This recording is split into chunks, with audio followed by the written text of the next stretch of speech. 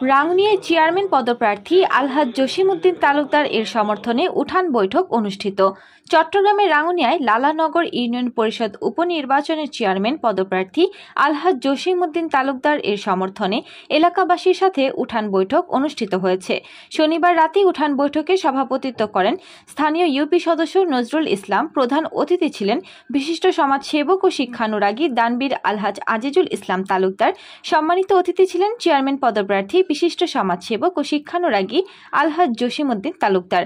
আওয়ামী লীগের সাধারণ সম্পাদক মীর বাবুলের সঞ্চালনায় উঠান বৈঠকে বিশেষ অতিথির বক্তব্য রাখেন বিশিষ্ট সমাজসেবক আব্দুস সোবাহান, সাবেক ইউপি সদস্য দুলাল চন্দ্র নাথ, গোলাম মোস্তফা বাবুল, জাহাঙ্গীর আলম তালুকদার, খলিল উদ্দিন, কামরুজ্জামান, মাস্টার আলমগীর, নুরুল হক, মাওলানা আবুল কালাম, মঈনুদ্দিন, আনিস সহ স্থানীয় মান্যগণ্য ব্যক্তিবর্গ উপস্থিত ছিলেন। বৈঠকে আগামী 28 জুলাই ঘোড়া মার্কায় ভোট দিয়ে ইউনিয়নবাসীর সেবা করার সুযোগ দেওয়ার আহ্বান জানান তিনি।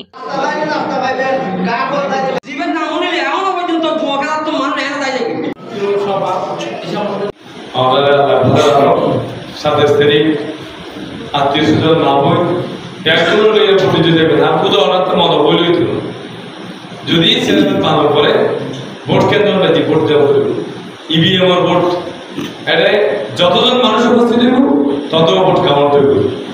এতালে সর্বোচ্চ চেষ্টা করব। ব্যাপারে ধন্যবাদ দিতে